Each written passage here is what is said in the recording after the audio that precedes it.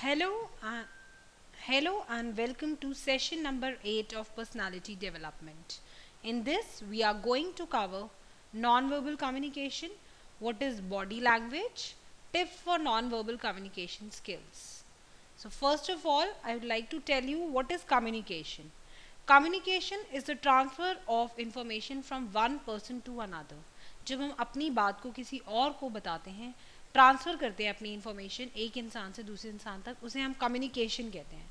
और non verbal communication के बारे में अगर कुछ बताया जाए तो हम इन सब में वर्ड्स के अलावा जो हम चीज़ें यूज़ करते हैं, जैसे हम आई कॉन्टैक्ट, फेशियल एक्सप्रेशंस, ये सब चीज़ों को हम नॉन वर्बल कम्युनिकेशन में लिया जाता है.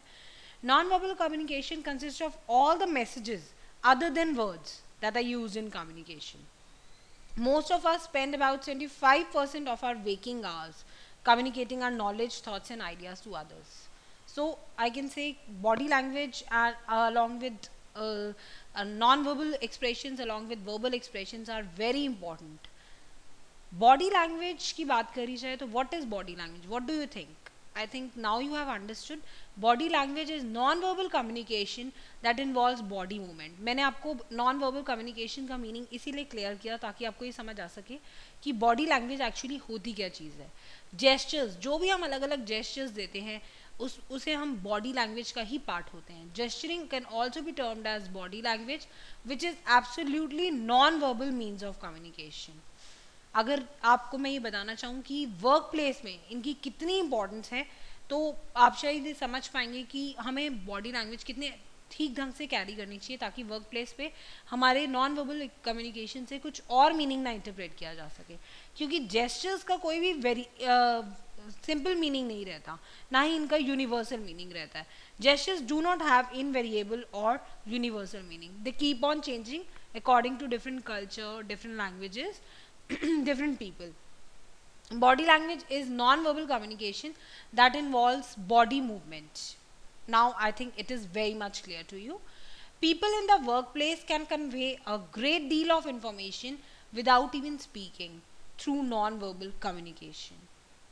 So what I am trying to tell you here, what is like to deliver to what we are trying to deliver to the one whom we are communicating through verbal means might not be exactly similar to the one which we are delivering from our non-verbal means, that is body. अगर हम जो कहना चाहते हैं और हमारी body अलग अलग बातें बताई जा रही हैं दोनों से, तो हम दोनों ही मतलब हिंडर करेंगे एक दूसरे को. If non-verbal cues and spoken messages are incongruous, the flow of communication is hindered.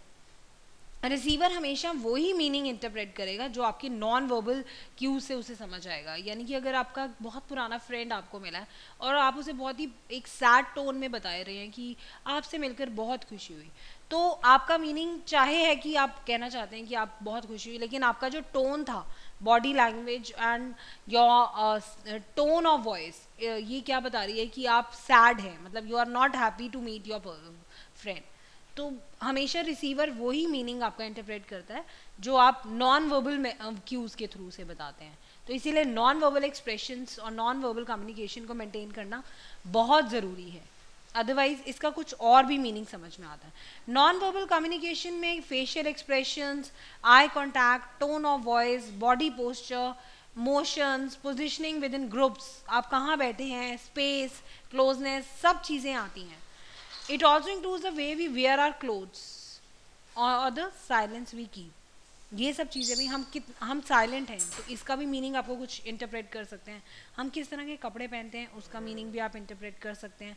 But हम most of us fail to realise that a great deal of our communication is non verbal as oppose to oral and written forms. हम ये समझ नहीं पाते कि हमारा बहुत बड़ा हिस्सा नॉन वर्बल कम्युनिकेशन का ही होता है. हमारे पूरे दिन की कम्युनिकेशन में इतना हम ओरल और रिटन फॉर्म नहीं करते कम्युनिकेशन जितना कि हम नॉन वर्बल कम्युनिकेशन पे पूरे दिन में यूज़ करते हैं. नॉन वर्बल कम्युनिकेशन में ways of talking, posture, appearance, head movements, hand movements, eye movements, facial expression, body contact, closeness, sounds. Now you can see these are all the part of non-verbal communication, or we can say body language. तो आपको हर चीज़ पे ध्यान देना होगा in order to give the right impact, right interpretation to your receiver. from now you notice how you sit, how you stand, how you use your hands and legs. What do you do while talking to someone? All this is an indication to your personality. जैसे आप बैठते हैं, जैसे उठते हैं, जैसे चलते हैं, जैसे अपने हैंड्स के यूज़ करते हैं, इन सब से आपकी पर्सनालिटी का अंदाज़ा लगाया जा सकता है.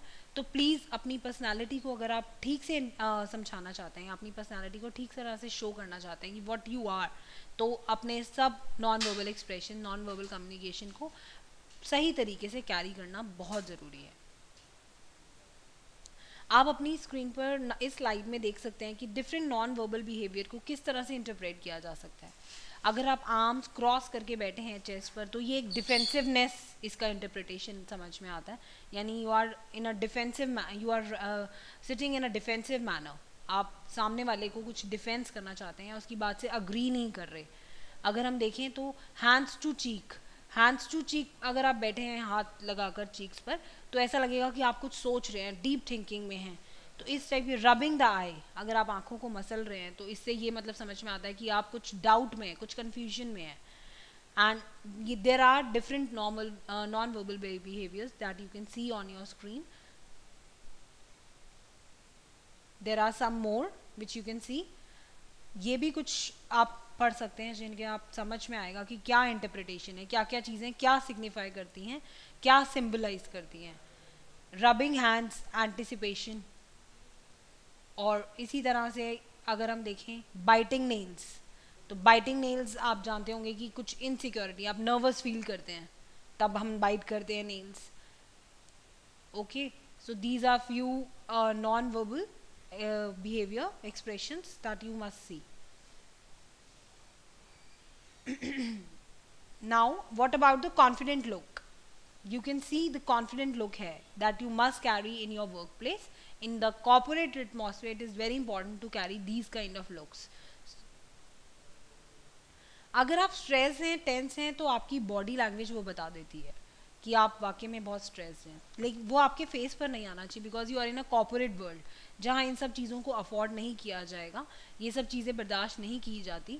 इसीलिए आपकी बॉडी लैंग्वेज को आपको इस तरह से मेंटेन करना होगा कि आप अगर स्ट्रेस हैं, टेंस हैं, तो भी वो आपके चेहरे पर या आपकी बॉडी लैंग्वेज में नज़र नहीं आना चाहिए. आप अपनी स्क्रीन पर देख सकते हैं कुछ ये फिगर्स जो अपने चेहरे से उनके समझ में आ रहा है कि वो कुछ नर्वस है या कुछ परेशान हैं, कुछ सोच रहे हैं. Next is be aware of your self. आपको अपने आप से ही अवेयर करना होगा. आप एग्जाम्पल ले सकते हैं कि अगर आप अपने बॉस से बात कर रहे हैं और वही बात अपने कोई फ्रेंड को बता रहे हैं, एक बात आपने अपने बॉस को भी बताई, वही सेम बात आपने अपने फ्रेंड को भी बताई, सेम बात वही रही, कंटेंट वही रहा, लेकिन बॉडी लैंग्वेज दोनों में डिफरेंट हो गई. आप अपने फ्रेंड को जिस तरह वो बात इंटरप्रेट आप समझाएंगे और अपने बॉस को जिस तरह बताएंगे, दोनों में बहुत फ़र्क होगा. दोनों की बॉडी लैंग्वेज में इतना डिफरेंस होगा, आप खुद को महसूस कर सकते हैं. तो what you might be interpreted in several ways depending on the setting and who you are talking to. तो जो भी आप बताना चाहते हैं वो बहुत डिपेंड करता है कि आप कहाँ पर हैं, सेटिंग्स क्या है और किससे बात कर रहे हैं. Next is most of us about our day-to-day lives having conversation with people without giving much thought to the way we communicate. हम कभी भी सोचते नहीं है कि हम कैसे communicate कर रहे हैं, बस हम बता देते हैं. जबकि ये बहुत ज़रूरी है कि how we communicate. वही बात हम कई तरीके से बता सकते हैं, कई tones में बता सकते हैं. तो इसीलिए बहुत ज़रूरी है. It is important what we say, but how we say is more important than that. In fact, research studies have estimated that perhaps as much as 55% of all communication is based upon people, upon what people see and not what they hear. सिर्फ सुन के नहीं, बल्कि लोग जो देखते हैं, यानी कि आपके फेशियल एक्सप्रेशंस, आपके आई कांटेक्ट, आपके हेड मूवमेंट्स, जो भी लोग देखते हैं उनसे ही मीनिंग इंटरप्रेट करते हैं. 55% लोगों ने ये माना है कि कम्युनिकेशन में वो सुनकर नहीं बल्कि जो देखते हैं उसी से मीनिंग इंटरप्रेट करते हैं. जैसे मैंने अभी एग्जांपल आपको दिया कि एक आपका फ्रेंड आपको बहुत पुराने आपके समय के बाद अब मिला है और आप उससे मिल रहे हैं, तो क्या किस तरह से आप बोलेंगे वो मैटर करता है. तो नॉन वर्बल कम्युनिकेशन का एक बहुत इंपॉर्टेंट हिस्सा रहता है हमारी लाइफ्स में. सबसे पहली चीज़ मैं आपको बताना चाहूँगी स्माइल, जिस पर महात्मा गांधी ने भी ये मेंशन किया कि you are not completely dressed until your face wears a smile. तो अगर आप कितने भी अच्छे ड्रेस में आए हैं लेकिन अगर स्माइल साथ में कैरी नहीं किया, आपके फेस ने वो नहीं बताया, तो आपकी ड्रेस इनकम्प्लीट रह जाएगी without your great smile. So you need to smile little bit, but laugh और स्माइल के बीच में डिफरेंस रहेगा. लाफ काफ़ी खुलकर हंसना, and smile a little bit smile on your face that you can see on the screen. Now अगर आप स्माइल कर रहे हैं तो उसके लिए कुछ इंपॉर्टेंट रहता है. Your inner power, your inner power should be happy. अगर आप स्माइल करेंगे तभी आपकी स्माइल फेक स्माइल नहीं लगेगी, अगर आप वाकई में अंदर से हैप्पी हैं. इसका एक तरीके से आप अपने आप को हैप्पी रख सकते हैं. Get up in the morning, look yourself in the mirror and smile and say good morning to your inner psychic.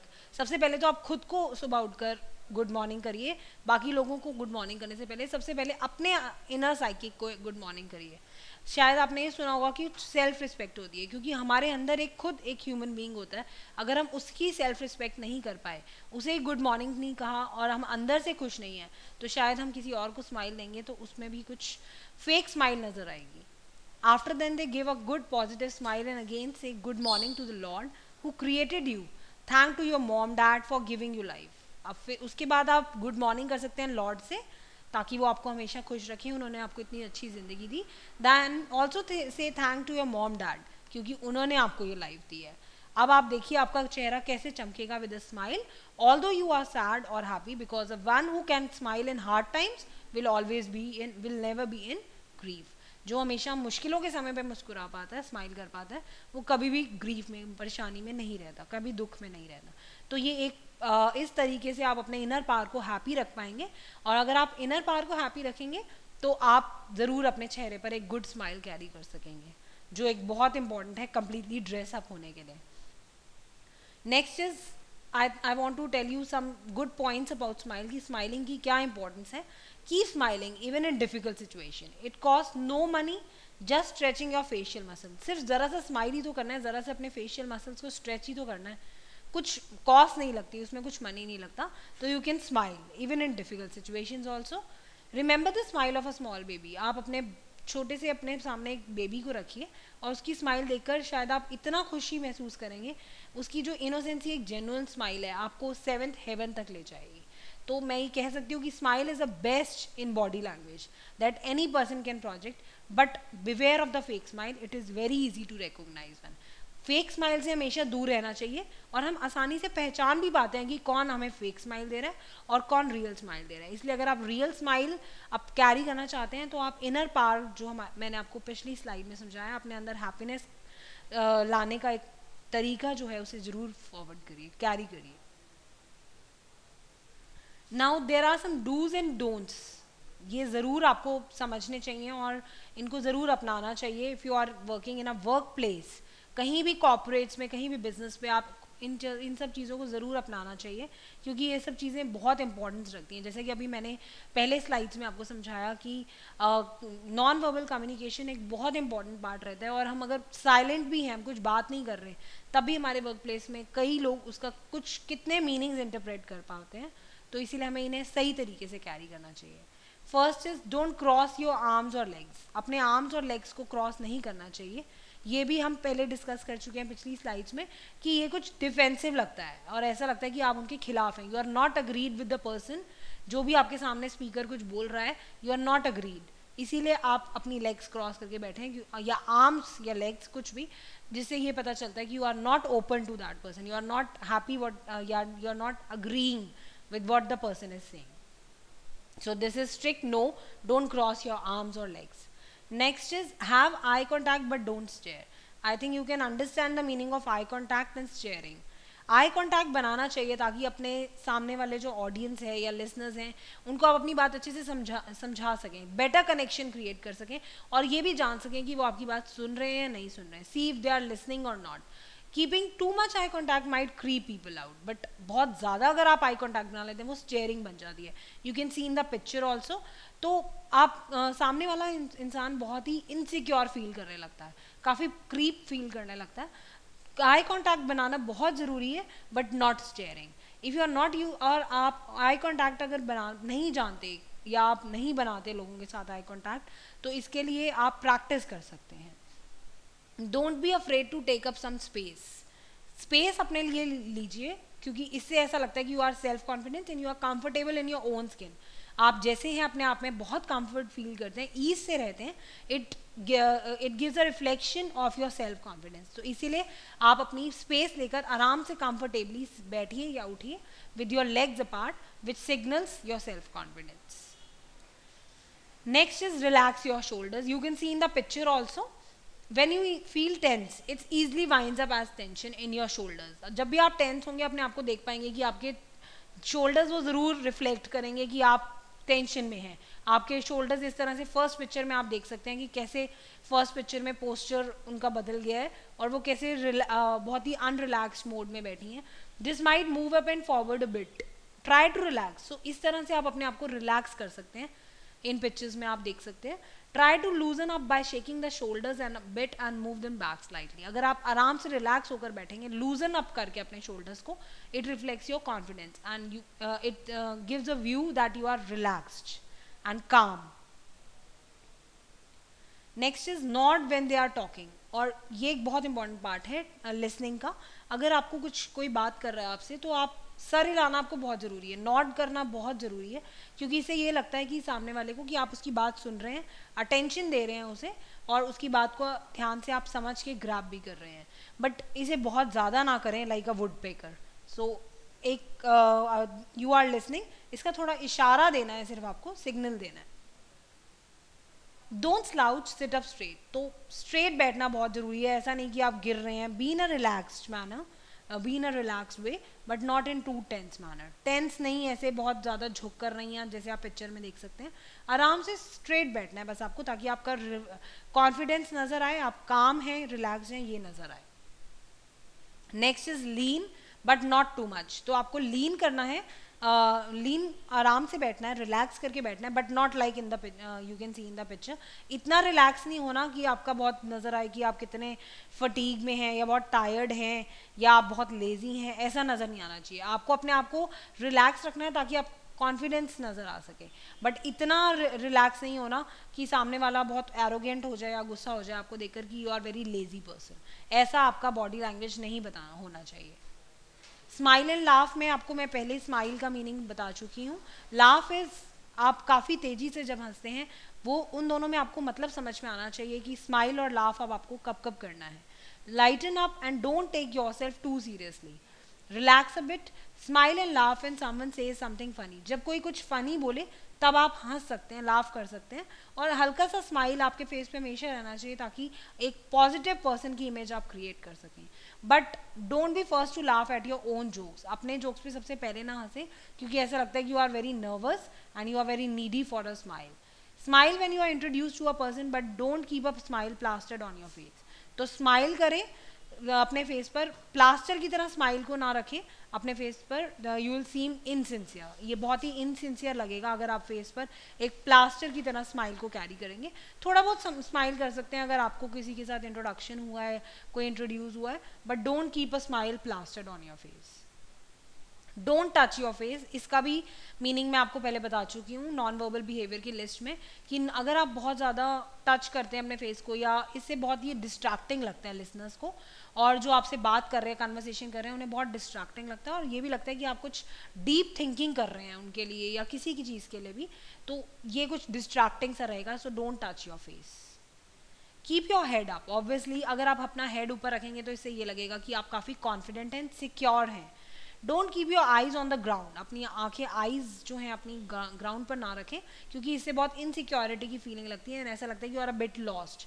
Keep your head up straight and your eyes towards the horizon to give the signal of your confidence.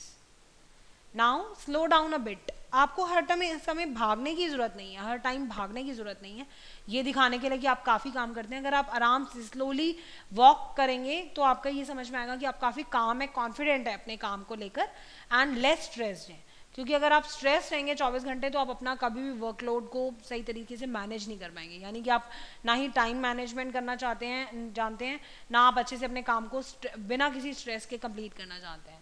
So if someone addresses you, don't snap your neck in their direction.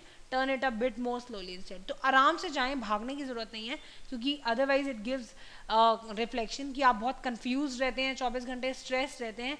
अगर आप अपने आप को confident look में दिखाना चाहते हैं, काम दिखाना चाहते हैं, तो हल्का सा स्लो वॉक करें. Use your hands more confidently. अपने हाथों का भी सही इस्तेमाल बहुत ज़रूरी है. अपने हाथों को कब कब कहाँ यूज़ करना है, हर टाइम अपने हाथों को ओवर यूज़ करना भी एक बहुत डिस्ट्रैक्टिंग एलिमेंट लगता है. फिजिटिंग ना करें अपने हैंड्स के साथ, ना ही स्क्रैच करें फेस को बार बार. इन सब से भी बहुत बैड इम्पैक्ट, नेगेटिव इम्पैक्ट दिखाई देता है. Use your hands to describe something और to add weight to a point you are trying to make. तो अपने हाथों का सही जगह पे इस्तेमाल करें, सही तरीके से. अगर आप इन्हें बहुत ज़्यादा इस्तेमाल करेंगे तो ये बहुत डिस्ट्रैक्टिंग लगेगा.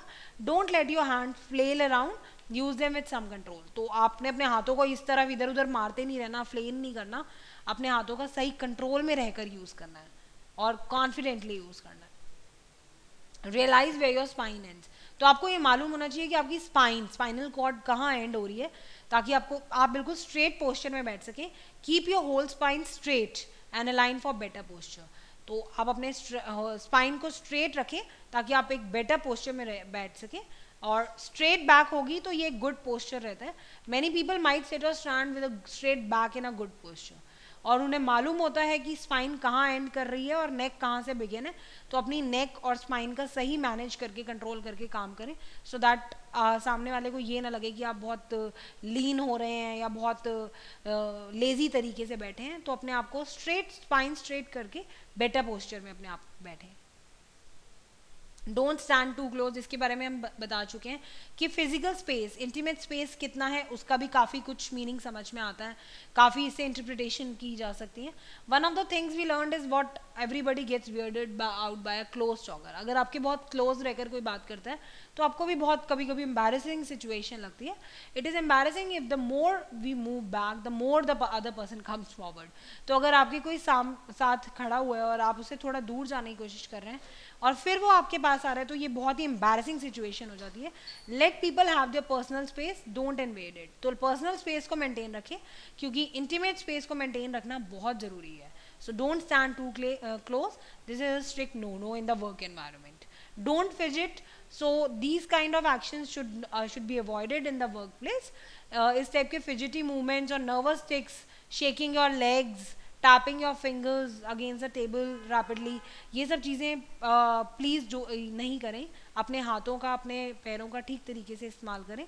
You will seem nervous and fidgeting can be distracting when you try to get something across. तो ये बहुत ही नर्वसनेस की फीलिंग्स दिखाता है, या आप दिखाता है कि आप बहुत ही इनसिक्योर हैं अगर आप इस तरह के फिजिटिंग मूवमेंट्स यूज़ करते हैं. So try to relax, slow down and focus your movements. अपने मूवमेंट्स को सही तरीके से फोकस करें, कंट्रोल करें, रिलैक्स करें और आराम से स्लो वे में, काम वे में अपने आप को कंपोज मैनर में कैरी करें. Next is mirror. अब ये सब अगर आप नहीं जानते कैसे करना है कैरी, तो आप मिरर के सामने अपनी ये प्रैक्टिस कर सकते हैं. Often when you get along with a person, when the two of you get a good connection, you will start to mirror each other unconsciously. अगर आप मिरर के सामने रहकर अपने आप को, बॉडी लैंग्वेज को चेक कर सकते हैं, अपने आप की मिररिंग के करके अपनी प्रोएक्टिव, पहले ही जाने से पहले अगर आप कहीं जाना चाहते हैं तो अपने आप को आप मिरर के सामने चेक कर सकते हैं. What you want to see in others you must first see it inside you. तो आप देख सकते हैं कि जो आप दूसरों में देखना चाहते हैं उसे पहले खुद में भी देखना आना चाहिए. Life is just a mirror, क्योंकि लाइफ मिरर है. अगर आप अपने अंदर वो क्वालिटीज़ नहीं ला पाए तो आप सामने वाले से एक्सपेक्ट नहीं कर सकते कि वो आपको ये क्वालिटीज़ शो करे. If she holds her back on the thighs, you might do the same, but don't react instantly. Don't mirror every change in body language. Then weirdness will ensure you. So it is very important what you expect from others. You must first expect it from yourself. So इसीलिए आप खुद को practice कर सकते हैं mirror के सामने, ताकि आप कैसे एक्सप्रेशंस दे रहे हैं, आप कैसे बिहेव कर रहे हैं, वो बहुत इंपॉर्टेंट है. क्योंकि जिस तरह से आप बिहेव करेंगे सामने वाला भी उसी तरह बिहेव करेगा. Life is just a mirror. Last is I want to tell you, keep a good attitude. तो आपको हर जगह पे अपना, last but not the least, keep a positive, open, relaxed and good attitude. how you will feel, how you feel will come through in your body language and can make a major difference. तो आप किस तरह से अपना positive open attitude show करते हैं, relaxed attitude show करते हैं, वो आपकी बॉडी लैंग्वेज से समझ में आएगा. और बॉडी लैंग्वेज अगर आपकी पॉजिटिव एटीट्यूड शो कर रही है, रिलैक्स एटीट्यूड शो कर रही है, तो आपकी वाकई में पर्सनैलिटी में एक मेजर डिफरेंस नजर आएगा. So you can change your body language, but as all new habits it takes a while. Obviously आप एक बार में तो अपनी body language पूरी change नहीं कर पाएंगे. ये सब चीज़ें सीखने के बाद आप ज़रूर अपने आप को change करने की कोशिश करेंगे, पर obviously आप अपनी हर एक body language को धीरे धीरे ही change कर पाएंगे, क्योंकि अपनी पुरानी habits को change करने में और नई habits अपनाने में कुछ समय तो लगता ही है. Especially things like keeping your head up might take time to correct you if you have spent thousands of days looking at your feet. अगर आप अपने पैरों में देखकर ही हमेशा चलते हैं और नीचे ज़मीन पर देखकर ही चलते हैं, तो आपने अपने हेड को ऊपर करके जब चलना है और किस तरह की बॉडी लैंग्वेज रिलैक्स मैनर में, कॉन्फिडेंट मैनर में अपने आप को कैरी करने के लिए जो भी आपने बॉडी लैंग्वेज कैरी करनी है, उनको अपनाने में कुछ समय तो लगेगा ही, क्योंकि आप इतने समय से जब एक अपनी बॉडी लैंग्वेज को कैरी कर रहे थे, तो उसे बदलने में कुछ समय ज़रूर लगेगा. बट डोंट लूज होप, ये आप ट्राई करते रहेंगे, प्रैक्टिस प्रैक्टिस एंड प्रैक्टिस. ये ज़रूर आपको एक दिन फॉर श्योर आप काफ़ी हाई हाइट्स तक पहुंच पाएंगे. But and if you try and change to many things at once, it might become confusing and feel overwhelming. एक साथ सारी चीज़ों को चेंज ना करने की कोशिश करें, धीरे धीरे चीज़ों को चेंज करें. कुछ कुछ बॉडी लैंग्वेज में, आई कॉन्टैक्ट्स में, पर्सन स्पेस में, हर एक आदत को धीरे धीरे तो बदला जा सकता है, पर एक ही बार में अगर आप बहुत सारी चीज़ें बदलने की कोशिश करेंगे तो बहुत कन्फ्यूज हो जाएंगे और ओवरवेल्म फील करेंगे. So take a couple of these body languages bits to work on every day for 3 to 4 weeks. तो 3 से 4 हफ्तों तक थोड़ी थोड़ी बॉडी लैंग्वेज में हर रोज कुछ सुधार कर सकते हैं.